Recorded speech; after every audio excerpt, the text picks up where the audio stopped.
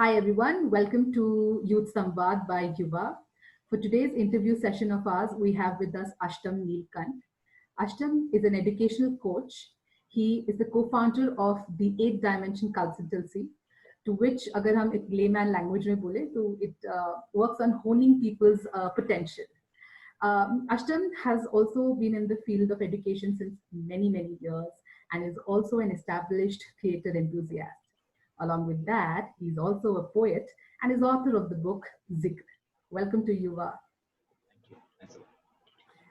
So, Ashtam, before we move on to our interview, I want to make two things clear to the audience that we are going to have a series of interview with you, probably two parts of it. The first part of it is going to focus on education and your journey as a person. And the second, we will focus on your initiative, that is the 8th Dimension Consultancy. And again, here, adding to that, I also want to tell that today, that the talk that we're going to have will not only be confined to your journey, as in terms of your education, in terms of the course that you did, yeah, कौन से institute से पढ़े हैं, but it will be a little more to that. We will talk about your lived experiences as a young boy who found courage and confidence amidst the uncertainties that life had to provide to you. So, shall we begin? Yeah. So let's walk back to your school days, Ashtam. How were they? School was an amazing time of life.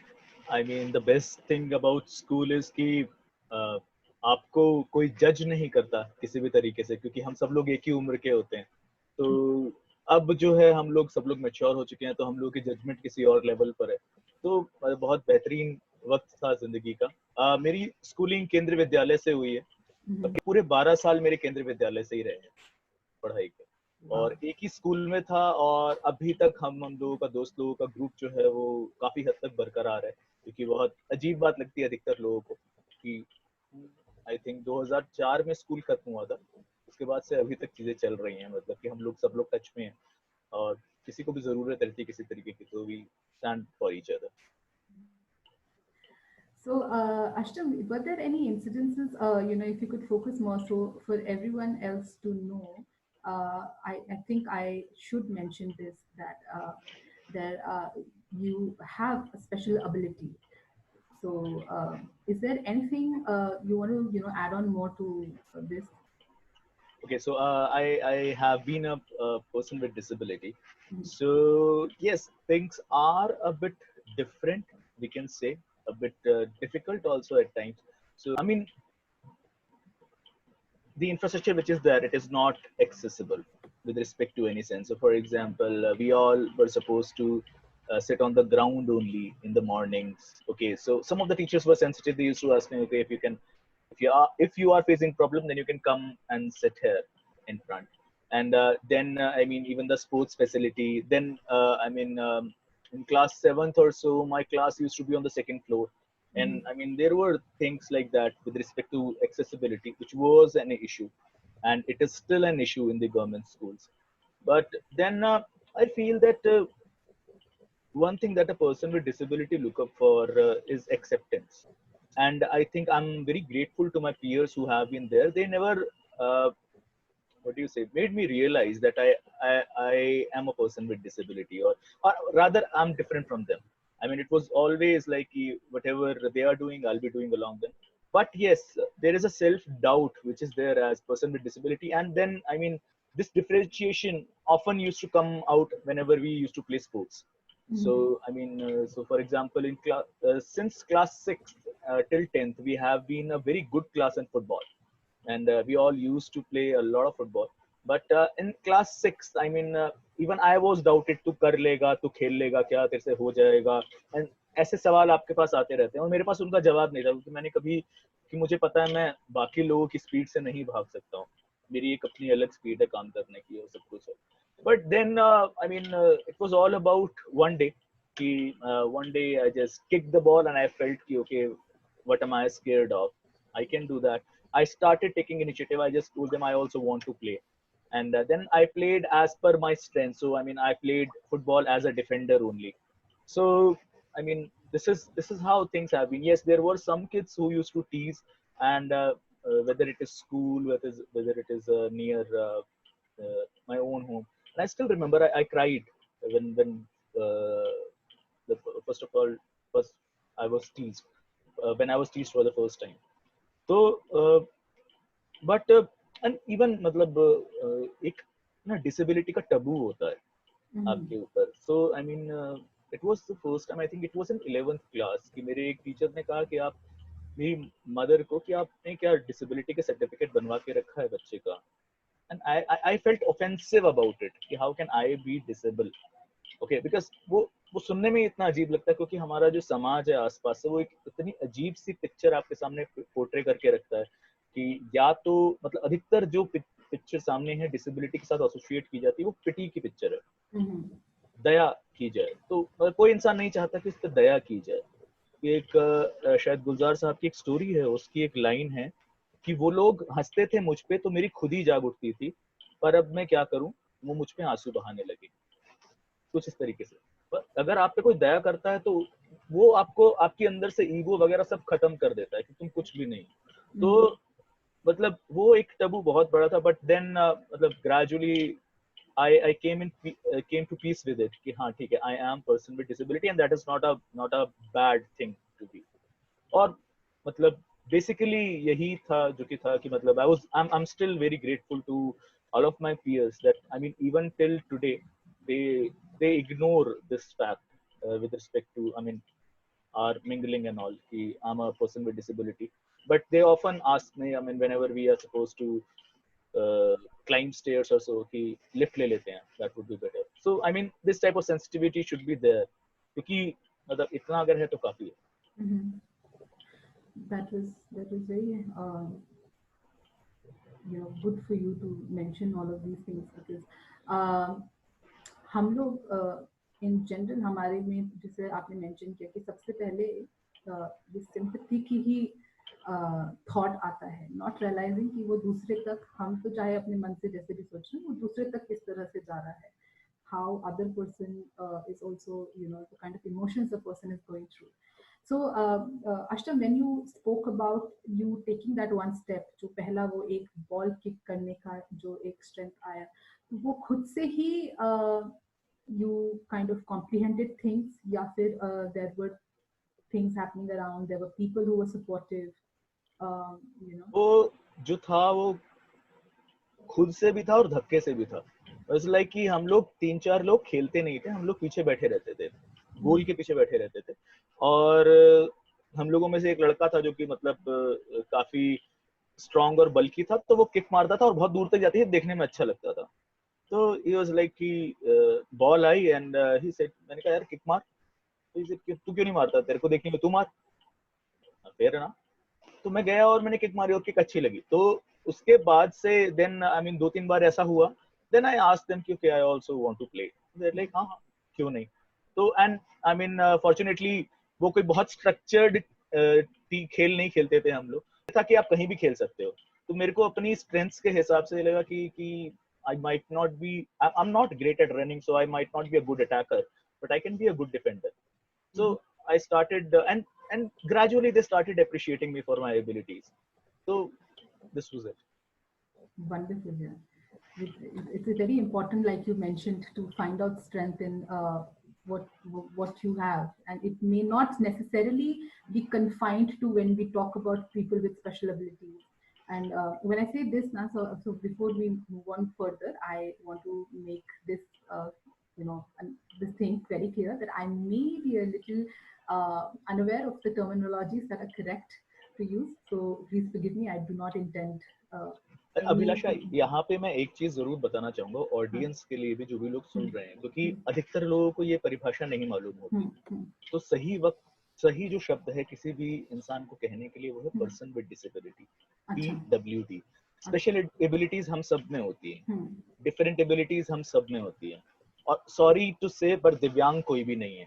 हम्म, दिव्यांग कहने का मतलब आप उसको celebrate कर रहे हो, कोई जरूरत नहीं है. आप एक पर्सन विद डिसेबिलिटी सिर्फ एक एक्सेप्टेंस मांगता है, जो मांगता है.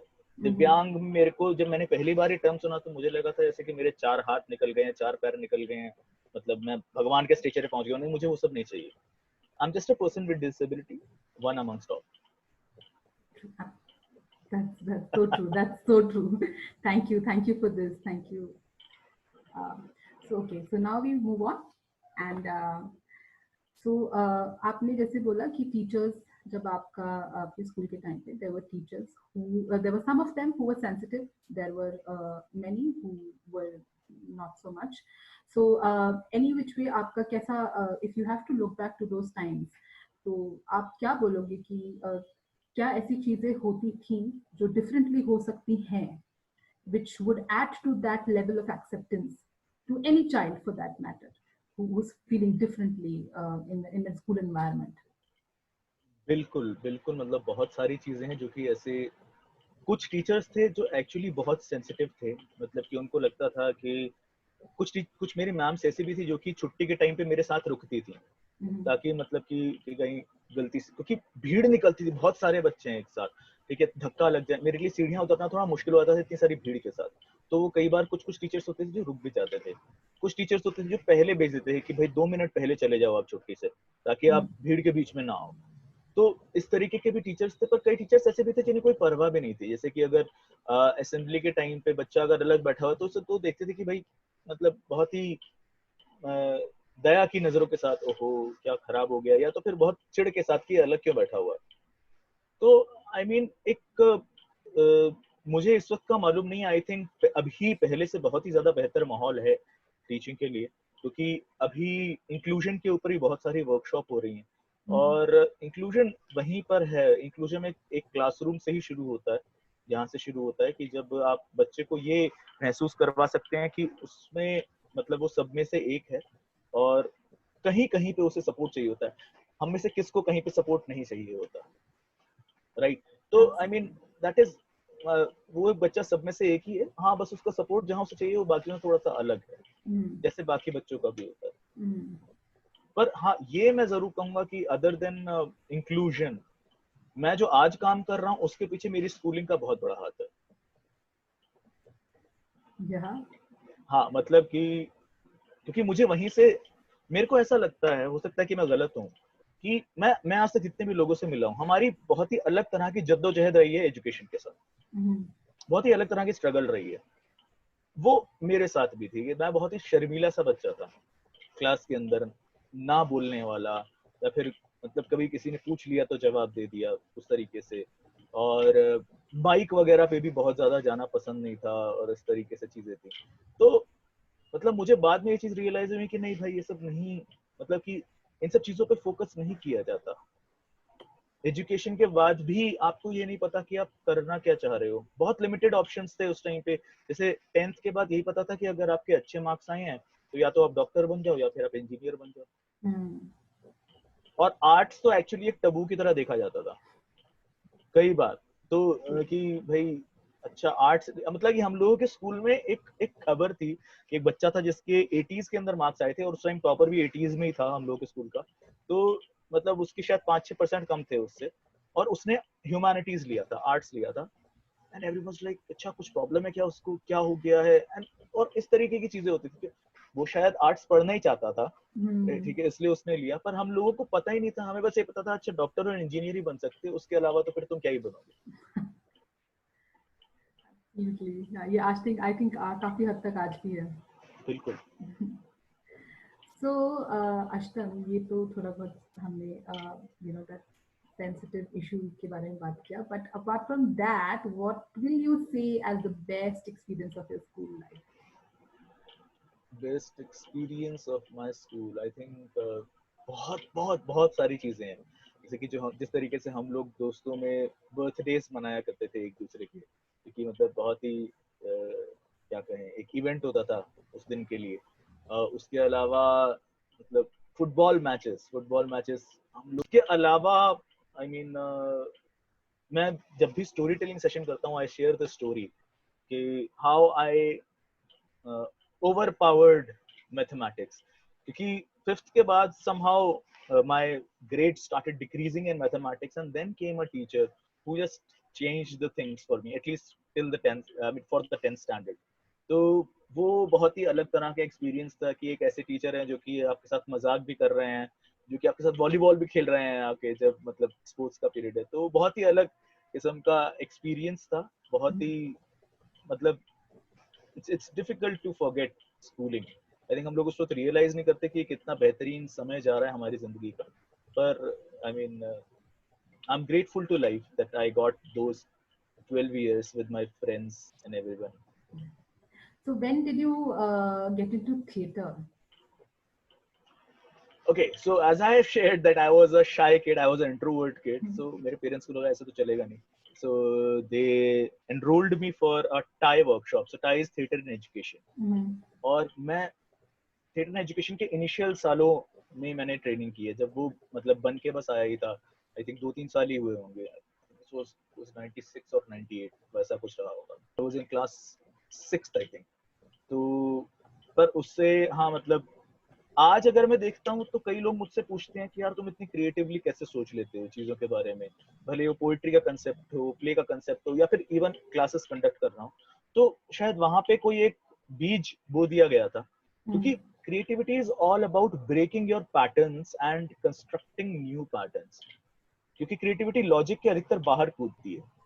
वहां से जो है वो काफी मेरा योगदान रहा कि नेशनल स्कूल ऑफ ड्रामास का, जिन्होंने टाई की वर्कशॉप करवाई थी, और उसके बाद पर मतलब कि मेरी माँ बताती है उस टाइम पे मेरे को एड ऑफर्स भी आए थे, जो कि मैं इतना बेवकूफ था कि मैंने मना कर दिया कि नहीं मैं नहीं करना चाहता, ठीक है, I was a shy kid, सो शायद बॉर्नवीटा का ऐड था या फिर कोई ऐड था, तो वो चीज थी, बट देन मैंने थिएटर वापस शुरू किया कॉलेज के अंदर, और हम लोग की सोसाइटी आज भी, हम लोग का कॉलेज ही जो है वो थिएटर से ही उसका नाम बना। तो मेरा जो ग्रेजुएशन रहा है वो शिवाजी कॉलेज से रहा है, दिल्ली यूनिवर्सिटी के, तो वहीं से हम लोगों ने मतलब थिएटर की एक शुरुआत की, और आज भी हम लोग की सोसाइटी है उसका नाम वयम है, जो कि मतलब कॉलेज विंग के अलावा आज एक प्रोफेशनल ग्रुप की तरह भी ऑपरेट करती है। तो वो अभी तक चीजें चल रही हैं, मतलब कि एक चिंगारी जलाई थी उस टाइम पे, तो वो मशाल बन रही है धीरे धीरे धीरे धीरे, लोग आते रहते हैं हर साल और चीजें बढ़ती रहती हैं। वंडरफुल यार, वंडरफुल। ये बहुत इम्पोर्टेंट है, आई थिंक ये यू नो ये जो क्रिएटिव वर्कशॉप्स होती हैं theatre, music and other art forms, तो बच्चों में कॉन्फिडेंस बिल्टअप के लिए, and you know because you don't know how you going to associate with which form of art are you going to associate. So it's very important. That's something very important that you mentioned. Thank you.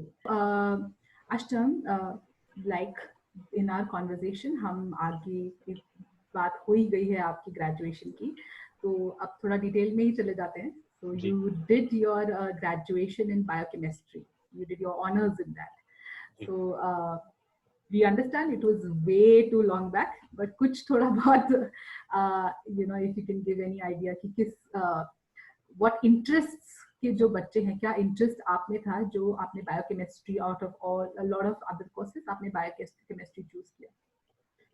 असल में जो बच्चे PMT की तैयारी कर रहे होते हैं, हम लोगों के टाइम में इवन अभी भी मतलब कि बहुत बड़ा चैलेंज है कि पीएमटी में सीट्स बहुत ज्यादा नहीं है, तो उनको फिर ये लगता है कि अगर मुझे बायोलॉजी अच्छा लगता है तो मैं क्या करूँ आगे। तो ऐसी बहुत सारे कोर्सेज हैं जो कि बायोकेमिस्ट्री की तरह के हैं। हम लोगों के टाइम में मतलब कि बायोकेमिस्ट्री तो नहीं मगर बाकी कुछ कोर्सेज थे जो कि नए नए आ रहे थे, जैसे कि मैं आपको बता सकता हूँ एक माइक्रोबायोलॉजी कोर्स है, जो कि मतलब कि जो लोग रिसर्च में जाना चाहते हैं, उनको बायोलॉजी पसंद है, वो लोग पढ़ सकते हैं, साइंटिस्ट बनना चाहते हैं। माइक्रोबायोलॉजी एक कोर्स है, बायोकेमिस्ट्री एक कोर्स है, उसके अलावा बायो इन्फॉर्मेटिक्स एक जो है वो मतलब बहुत ज्यादा वक्त नहीं हो हिंदुस्तान में आए हुए, वो एक बहुत ही बेहतरीन कोर्स है।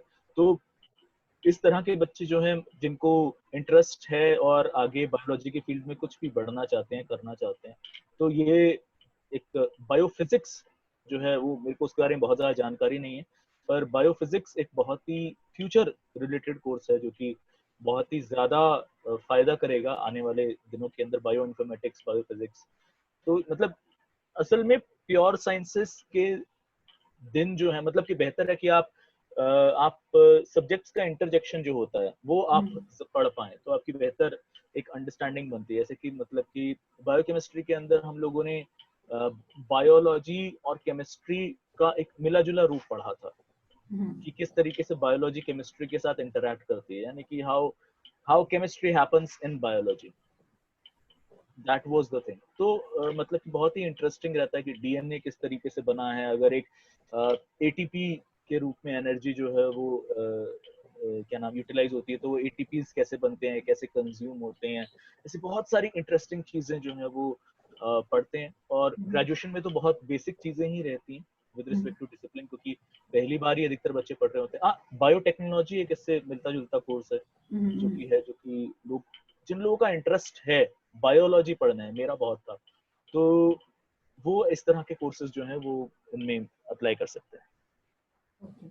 और इसके बाद after you are done with your graduation, किस तरह के प्रोस्पेक्ट्स होते हैं academically and work wise both?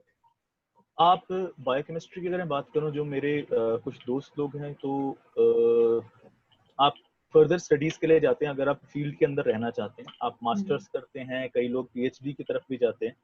तो उसमें बात ये रहती है कि कुछ लोग जो है वो साइंटिस्ट बनना चाहते हैं, उस तरफ को आगे निकलना चाहते हैं। फार्मास्यूटिकल्स के अंदर कई लोग जो हैं वो जाते हैं, टिपिकली वहां पे काम करना चाहते हैं।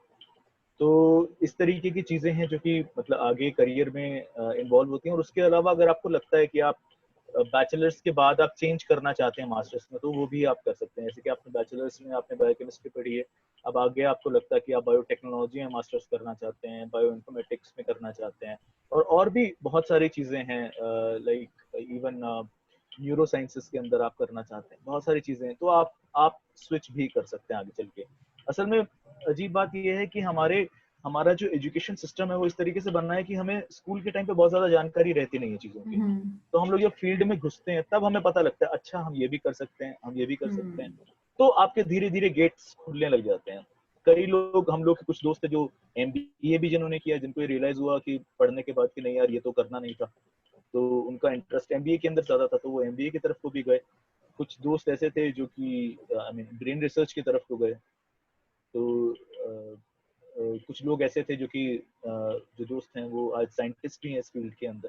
तो अलग अलग तरह के लोग हैं जो कि मतलब, तो आप डिपेंड करता है कि आपका मोटिवेशन क्या है, आप क्या करना चाहते हैं। True, very true. यही हमारी रिपीटेडली ना, यही हर जो हम सेशन कर रहे हैं उसमें ये बात निकल के आती है, जिसपे हम मतलब लॉट ऑफ थिंग्स कि हमारा फोकस ये एजुकेशन इंफॉर्मेशन में है, तो that it kind of gives us more confidence on what you are doing, because यही एक बात है कि आपको पता नहीं होता स्कूल के बाद कि करना क्या है।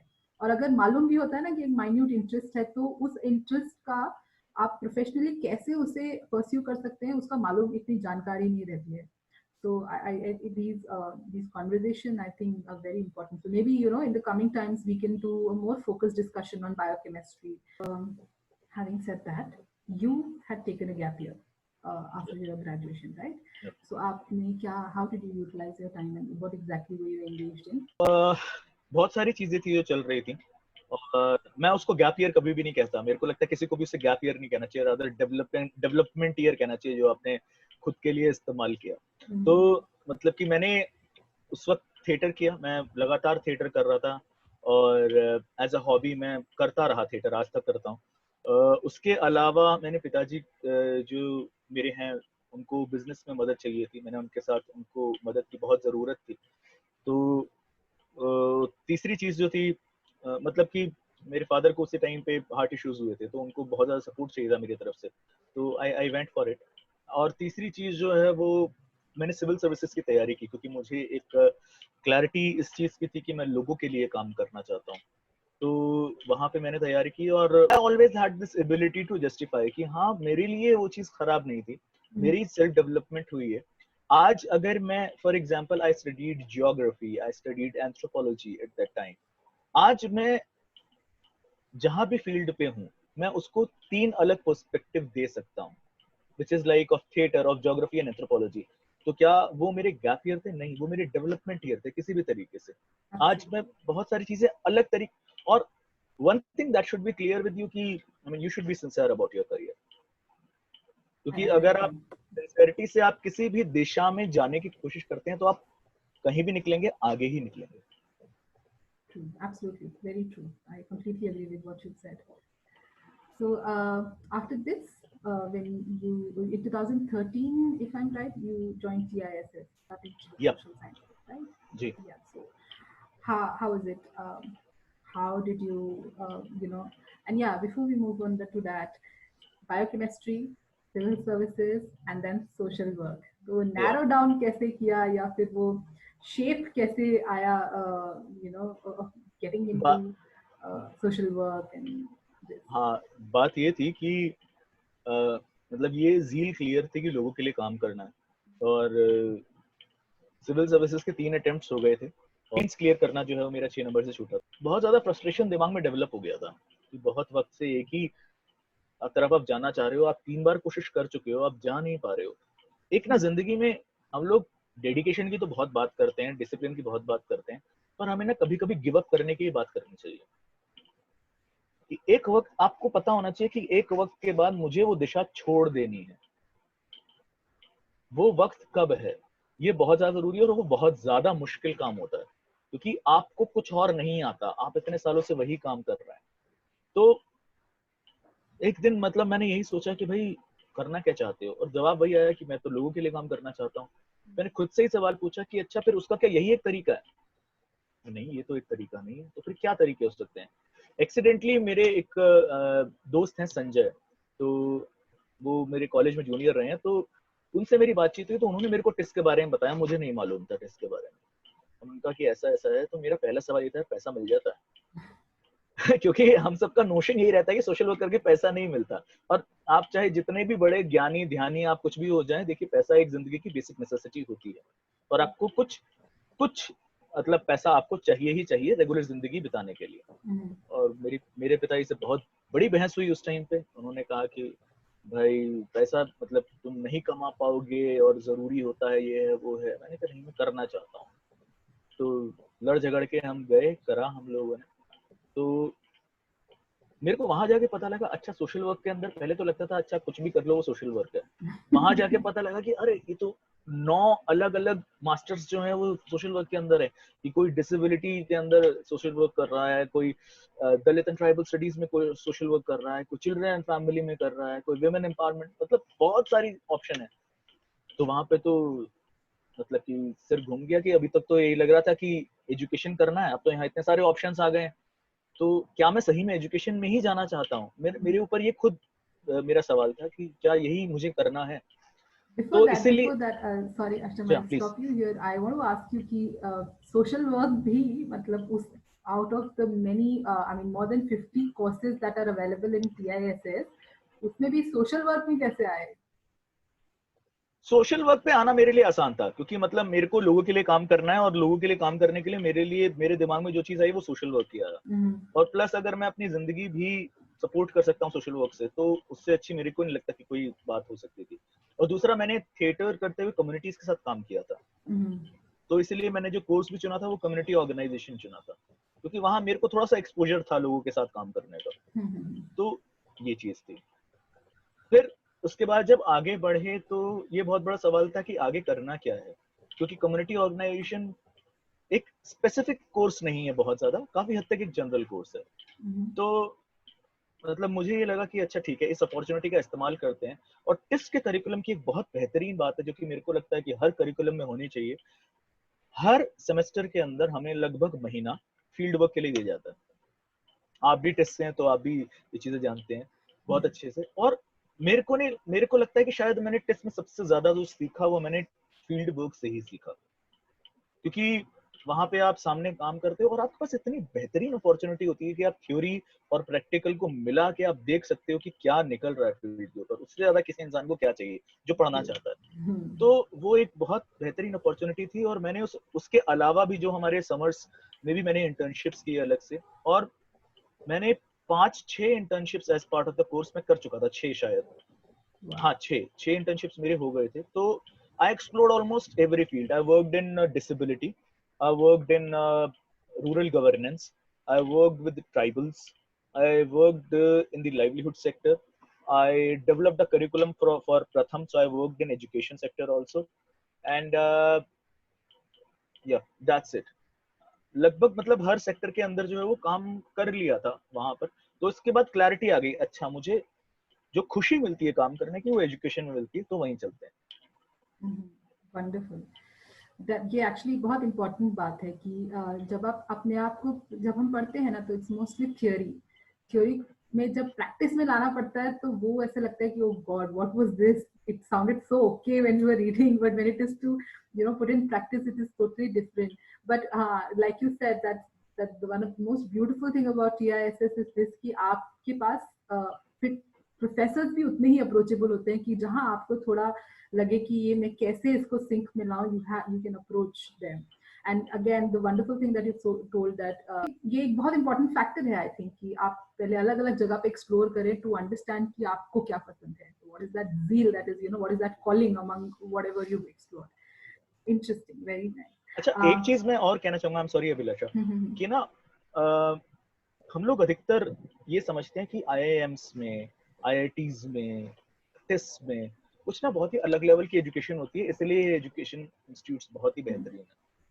पर मुझे ये चीज का एहसास हुआ, और मेरे साथ वाले जितने भी दोस्त साथी रहे हैं वो इस चीज से अग्री करते हैं कि सबसे बड़ी अपॉर्चुनिटी थी हम लोगों के पास कि एक बहुत अच्छा पीयर ग्रुप हमको मिलता है, एक बहुत अच्छी क्वालिटी का पीयर ग्रुप। और अब सबसे ज्यादा जो सीख पाए या तो फील्ड से या फिर एक दूसरे से, क्योंकि लोग इतने भिन्न भिन्न अनुभवों के साथ आ रहे थे, इतने अलग अलग तरह के अनुभवों के साथ आ रहे थे कि आप, अच्छा कोई मीडिया से है, कोई हेल्थ से है, कोई कोई कहीं से है, और आप सब बैठ के बात कर रहे हो तो आपको बहुत सारे पर्सपेक्टिव्स पता लगते हैं और आप एक्चुअली तब डेवलप होते हो।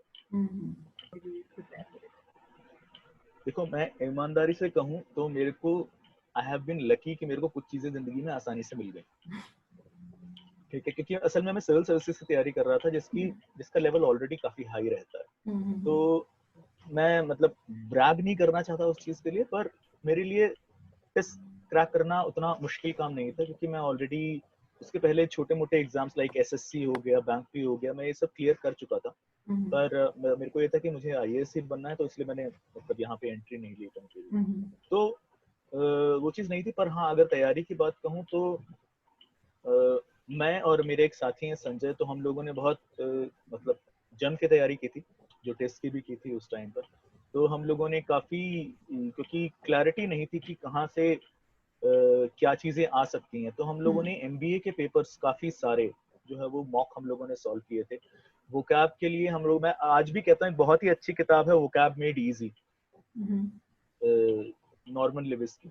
तो वो किताब मेरे को लगता है हर किसी को पढ़ ही लेनी चाहिए, इररिस्पेक्टिव ऑफ कि आप किसी कंपटीशन के लिए तैयारी कर रहे हैं या फिर नहीं कर रहे हैं, क्योंकि उसमें भाषा के लिए जो बेहतरीन, क्योंकि देखिए आप किसी भी कंपटीशन के लिए तैयारी कर रहे हैं, कुछ चीजें आपके साथ कॉमन ही रहेंगी। वो है एक तो लैंग्वेज, दूसरा रीजनिंग, ठीक है, बाकी आपका डीआई मतलब डेटा इंटरप्रिटेशन, डेटा सफिशिएंसी, ये सारी चीजें, एप्टीट्यूड, राइट। तो ये सारी चीजें आपके साथ कॉमन ही रहेंगी। तो भाषा को संवार लेना किसी भी वक्त एक अच्छा जो है वो ऑप्शन है।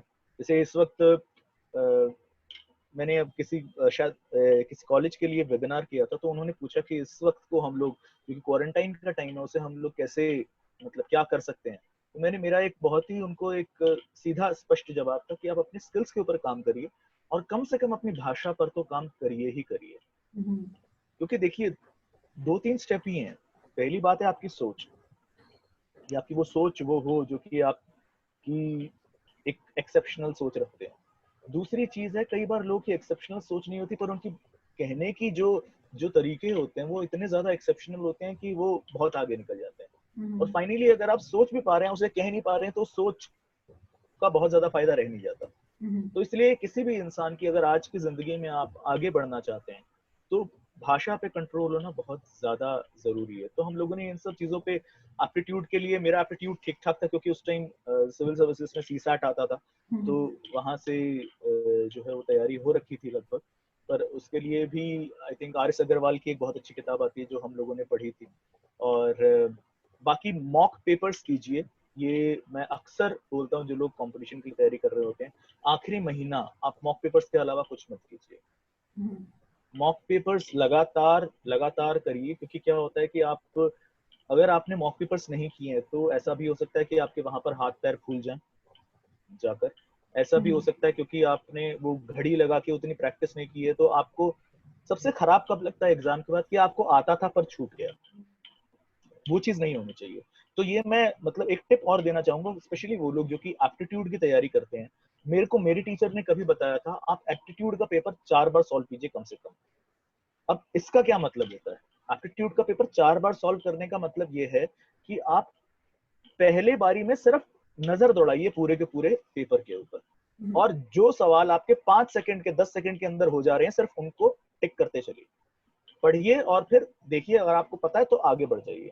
उसके इस तरीके से धीरे धीरे करके आप 3 से 4 राउंड लीजिए पेपर का, तो कम से कम एक चीज जो अच्छी होगी, जो आपको आता है वो नहीं छूटेगा। और कई बार जो आता है उसी के अंदर सिलेक्शन भी हो जाता है। तो ये कुछ चीजें थी, मतलब कि इस तरीके से हमने तैयारी की। एक कमजोरी जो मेरे अंदर रह गई थी, जो कि मैं शेयर करना चाहूंगा, वो थी ग्रुप डिस्कशन की। कि मैंने कभी ग्रुप डिस्कशन नहीं किया था, और शायद अभी फॉर्मेट अलग है, शायद ग्रुप डिस्कशन की जगह ऐसे दिखाया जाता है, शायद ऐसा कुछ है। तो हम लोग के टाइम में ग्रुप डिस्कशन था, तो उसमें मुझे थोड़े नंबर कम मिले थे, कि आपको एहसास हो रहा होगा मुझे बोलना बहुत पसंद है अब। तो ये भी समझना बहुत जरूरी था कि भाई दूसरों को ही बोलने दो। तो ये सफर था, और मतलब काफी मेरे लिए आसान रहा मैं कहूँगा, पर हाँ वहाँ पे कई लोग थे जिनके लिए मुश्किल भी रहा था। और ये चीजें हैं जो कि आप अगर उन पे फोकस करें अपने एप्टीट्यूड के ऊपर। एप्टीट्यूड वैसे भी आपके दिमाग के लिए बहुत ज्यादा जरूरी है, लैंग्वेज वैसे भी आपके करियर के लिए बहुत ज्यादा जरूरी है। इन दोनों चीजों पे फोकस कीजिए, और अगर आप किसी एंट्रेंस की तैयारी कर रहे हैं तो आप लास्ट मंथ सिर्फ और सिर्फ मॉक्स पे फोकस कीजिए। सो अष्टम, इसका जो TISS का जो एडमिशन प्रोसेस होता है, so this we know it's a 3 step process. So उसमें बारे में आप बताएंगे कि क्या क्या था, व्हाट आर दोस 3 स्टेप्स? जो कि मुझे मालूम था, अच्छा जो प्रोसेस है वो चेंज भी हो चुका है। आई थिंक जो अभी प्रोसेस है वो ये है, एक तो आपका आई थिंक रिटन एग्जाम होता है जो आपका, उसके बाद आपका एसे होता है और इंटरव्यू होता है। Am I right? या I think the first is the common exam है, हाँ टिसनेट जो एग्जैक्टली। होता है। जी that's an online objective paper where whatever you spoken comes in. जी। तो आपके उसके टाइम पे ग्रुप डिस्कशन था हम उसके लोग के बाद? टाइम में ग्रुप डिस्कशन होता था, और उसके बाद भी जो है ऐसे होता है। और वो भी एक बढ़िया तरीका है कि आपकी, एक कहा जाता है कि लेखनी चरित्र का दर्पण होती है। तो मतलब कि आपको, कि आप थरो रहिए, आप अखबार पढ़िए रोज, और एक सोसाइटी से related point of view develop कीजिए कि लोगों को कैसा महसूस होता है और इस तरीके की चीजें। और एडिटोरियल पढ़ना शुरू कीजिए, एडिटोरियल आपको ऐसे लिखने में बहुत ज्यादा मदद करेंगे। और थोड़ी सी प्रैक्टिस कीजिए ऐसे की भी, ये मेरा एक सजेशन होगा कि इंट्रोडक्शन कैसे लिखा जाता है, बॉडी कैसे लिखी जाती है, कंक्लूजन कैसे लिखा जाता है। और ये भी पता कीजिए कि कितने वर्ड्स का जो है वो अधिकतर आपको लिखना होता है, ताकि आप बहुत ज्यादा ज्ञान नहीं डाल दें उसमें। उसके बाद जो आखिरी चीज आती है वो है इंटरव्यू। इंटरव्यू की तैयारी में अक्सर लोगों को कहता हूँ कि इंटरव्यू की तैयारी इंटरव्यू से बहुत पहले शुरू हो जाती है, क्योंकि इंटरव्यू में आपको असल में इंटरव्यू हमेशा दिया जाता है। तो क्या होता है कि आपके रिज्यूम पे, आपकी लाइफ में कुछ ऐसे इंटरेस्टिंग पॉइंट्स हैं, कुछ लूप होल्स भी होते हैं, जो कि आपको मालूम है सामने वाला इंटरेस्टेड रहेगा ही रहेगा। जैसे कि अगर मैं आपको एक चीज कहूँ कि मेरे साथ जो अक्सर चीज होती है वो ये है, मेरा नाम लोगों को अजीब लगता है, मेरा नाम है अष्टम नीलकंठ। तो उनके लिए बहुत ही यूनिक चीज होती है, तो आइस ब्रेक करने के लिए पूछते हैं भाई ये मतलब क्या है इसका, जो कि एक ऑब्वियस सी चीज है। तो क्योंकि इसका मतलब माइथोलॉजी से रिलेटेड है, तो इसलिए मैंने माइथोलॉजी अपने लिए प्रिपेयर करके रखी है। ठीक है, अगर केंद्रीय विद्यालय से मेरी स्कूलिंग है तो मुझे केंद्रीय विद्यालय संगठन या फिर उससे रिलेटेड जो चीजें हैं वो मुझे पता होनी चाहिए। अगर मैं किसी यूनिक शहर से हूँ, जैसे मैं रहता हूँ शालीमार बाग में, मुझे मालूम है शालीमार बाग जो है वो औरंगजेब का एक सिपह सालार था, सालामार खां। उसको जो है वो ये एरिया जो है वो दिया गया था, वहीं से उसका नाम शालीमार बाग पड़ा। शालीमार जो है वो, शालीमार बाग कश्मीर के अंदर ही बहुत ही फेमस जगह है, और शालीमार एक बहुत ही बड़े हीरे का भी नाम है। तो इस तरीके की बहुत सारी चीजें हैं जो आपके इतिहास से रिलेटेड होती हैं। वो सारी चीजें आप प्रिपेयर करके चलिए, क्योंकि क्या होता है कि आप अपने इंटरव्यू की एक दिशा देते हैं, और वहीं से क्रॉस क्वेश्चन करते हुए जो बात आगे चलती है, क्योंकि असल में इंटरव्यू एक बातचीत ही होती है और कुछ खास नहीं होता। अगर जो अच्छे इंटरव्यूअर्स हैं वो आपके साथ बातचीत ही करते हैं, तो मतलब थोड़ा सा अपने बारे में सोचिए, अपना स्वॉट कीजिए, जो कि मतलब कि एक अपना एनालिसिस होता है, इसके अंदर हम लोग स्ट्रेंथ, वीकनेस, अपॉर्चुनिटी, थ्रेट्स, इन चीज़ों को जो है हम लोग एनालाइज करते हैं, जो कि हर इंसान के लिए बहुत ज़्यादा ज़रूरी है। तो उसको करके अपनी स्ट्रेंथ को महसूस कीजिए और कोशिश कीजिए कि आप अपनी स्ट्रेंथ पर ही अपना इंटरव्यू खेलने की कोशिश करें। ओके, सो ऑल्सो नाउ आप कर एक ब्रीफ ओवरव्यू आप CODP के बारे में, community organisation and development practice के बारे में अगर दे पाए, लाइक शॉर्ट ब्रीफ की उसमें क्या पढ़ाया जाता है, और या फिर इसके करने के बाद आपके क्या प्रोस्पेक्ट्स होते हैं इन टर्म्स ऑफ वर्क। अगर मैं आज का टाइम छोड़ दूं, जो कि कोरोना टाइम चल रहा है, तो इस वक्त हर इंसान समुदाय के साथ काम करना चाहता है, कम्युनिटी के साथ करना चाहता है, कोई भी ऑर्गेनाइजेशन। और इसीलिए जो है वो CODP जो है बहुत ही इम्पोर्टेंट कोर्स है। उसके अलावा अगर आप कई जॉब्स भी देखेंगे जो कि PSU सेक्टर के अंदर भी निकलती हैं, जो कि CSR की जॉब्स है, वहाँ पे कई जगह स्पेशली लिखा होता है, CODP मेंशन होता है कि कम्युनिटी ऑर्गेनाइजेशन डेवलपमेंट प्रैक्टिस से आपने सोशल वर्क किया हो। जैसे कि मैं हाल ही में बताऊं आपको, कुछ महीने पहले कोल इंडिया के अंदर वैकेंसी निकली थी, वहां पे स्पेशली मेंशन था कि community organisation development practice course social work का किया हुआ वगैरह।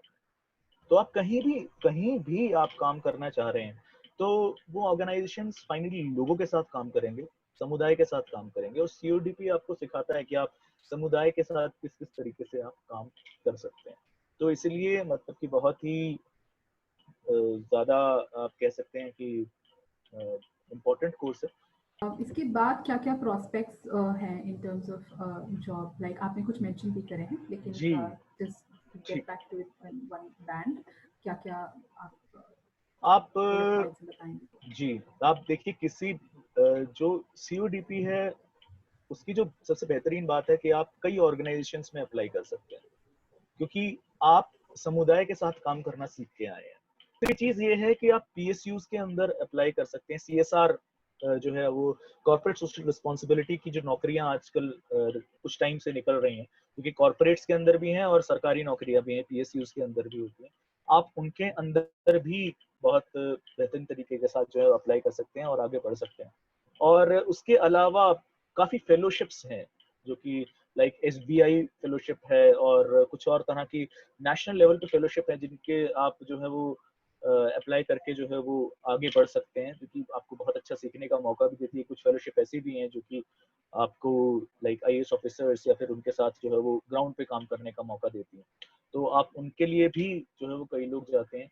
लाइवलीहुड मिशंस जो है वो गवर्नमेंट चलाती है कई जगह, और गवर्नमेंट की अलग अलग स्कीम्स हैं, तो वहाँ पे भी आप उनके साथ काम कर सकते हैं। मेरे कई दोस्त हैं जो कि आज भी उड़ीसा लाइवलीहुड मिशन या फिर I mean Bihar livelihood mission, इधर उधर जो है वो काम कर रहे हैं। तो और उसके अलावा NGOs तो हमेशा से हैं ही, मतलब आप कहीं से सोशल वर्क करते हैं तो यस ऑब्वियसली आप NGOs के साथ जा सकते Great. आपने कहाँ पे right after TISS where did you work? हैं। क्योंकि मुझे मालूम था कि मुझे शिक्षा में जाना है, तो एक संस्था है जयपुर में, बौद्ध शिक्षा समिति के नाम से, जो कि पेडागॉगी पे, पेडागॉगी मतलब होता है इट्स साइंस ऑफ टीचिंग, तो उसके ऊपर काम करती हैं। और उस ऑर्गेनाइजेशन का सही में बहुत ग्रेटफुल हूँ, क्योंकि मेरे को जितनी पेडागॉजी की समझ है, पेडागॉगी की समझ है, वो उसी ऑर्गेनाइजेशन के कारण है, क्योंकि मेरी पढ़ाई पेडागॉगी में नहीं रही। वहां से मेरी जो है वो काम करने की मास्टर्स के बाद शुरुआत वहां से। Great. So Abhi, I think we've covered a lot about your entire journey, at least till masters and your work. The next phase of the eighth dimension consultancy, I think we'll talk about it more and in detail in the next session. Thank you, Ashtam. Thank you so much for this very informative and session, and a session of where we talked about a variety of fields. It was a very enriching experience. It was lovely to speak to you, and thank you for giving us time. And, yeah, And we'll see you again. thanks a lot for having me, Abhilasha, and it was a really nice interaction. Thank you. It's completely our pleasure. Okay then, take care, Ashtam.